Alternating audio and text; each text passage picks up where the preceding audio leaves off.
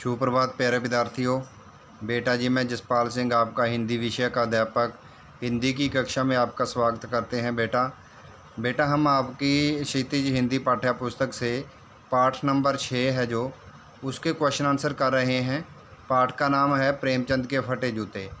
तो बेटा हमने क्वेश्चन नंबर 1 कर लिया था, तो जिसमें कि प्रेमचंद का व्यक्तित्व बताया गया था।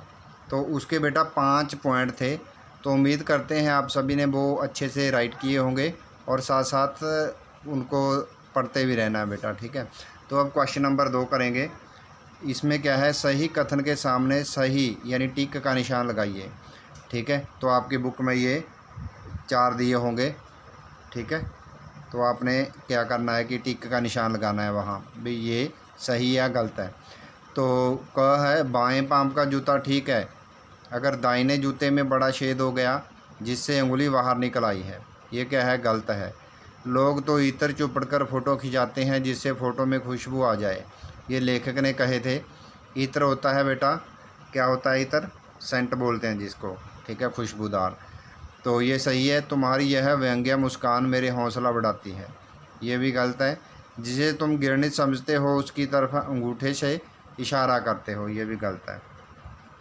तो आगे देखते हैं बेटा। क्वेश्चन नंबर 3 है, नीचे दी गई पंक्तियों में निहित व्यंग्य को स्पष्ट कीजिए। ये पंक्तियां दी गई हैं, इनमें देखते हैं व्यंग्य क्या कहाँ कहाँ निहित हुआ है, ठीक है। तो इसके बारे में हम देखते हैं। जूता हमेशा टोपी से कीमती रहा है, अब तो जूते की कीमत और बढ़ गई है और एक जूते पर 2500 टोपियाँ न्यौछावर होती हैं, ठीक है। तो यहाँ किसकी जूते की कीमत ज़्यादा बताई गई है, टोपियों की कीमत कम बताई गई है। कैसे, आप इसका स्पष्टीकरण देखते हैं, उत्तर देखते हैं इसका। जीवन की यह विडंबना है कि जो निम्न स्तर का है परंतु पैसे वाला है उसे सबसे महत्वपूर्ण माना जाता है। यानी क्या है कि जिसके पास पैसा होता है चाहे उसके पास गुण ना हो, ठीक है, तो उसका फिर भी क्या है, आदर सत्कार करते हैं, इज्जत मान देते हैं लोग। और दूसरी और क्या है, चाहे किसी के पास पैसा ना हो और उसके पास गुण है पर उसको लोग ज़्यादा पसंद नहीं करते। आगे देखते हैं। जैसे जूते का स्थान तो पाँव में है परंतु है वह टोपी से महंगा, इसलिए उसकी बड़ी इज्जत है, जूते की बहुत इज्जत है। सिर पर बैठने वाली टोपी का कोई महत्व नहीं, उसका कोई सम्मान नहीं। आजकल तो जूतों का अर्थात धनवानों का सम्मान हो रहा है, जो धनवान व्यक्ति हैं उनका सम्मान हो रहा है।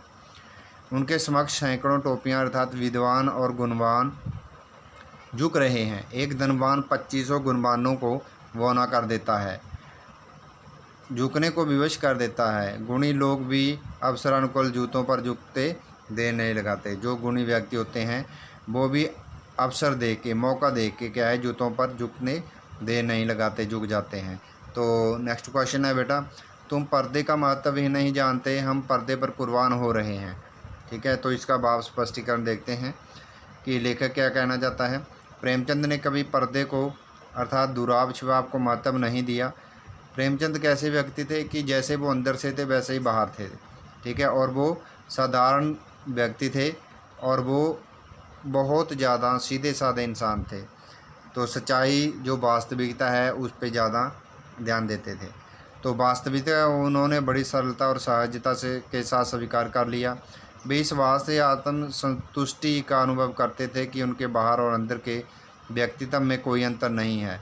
तो वो क्या है कि गर्व से ये कह सकते थे, ठीक है, कि जैसे बाहर हैं वैसे ही वे अंदर हैं।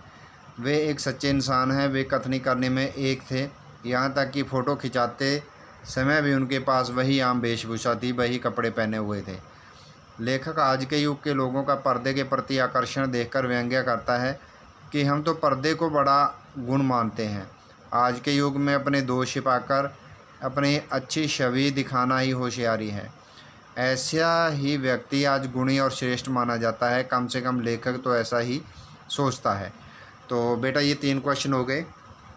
तो उम्मीद करते हैं आप सभी को समझ आए हैं और आपने आपकी फेयर नोटबुक पे सुंदर सुंदर हैंडराइटिंग में ये क्वेश्चन लिखने हैं और साथ साथ आपने ये पढ़ते भी जाना है ताकि आने वाले समय के लिए आपके साथ ये हेल्पफुल हो सकें, ठीक है बेटा। तो आज के लिए इतना ही है। ओके, थैंक यू बेटा।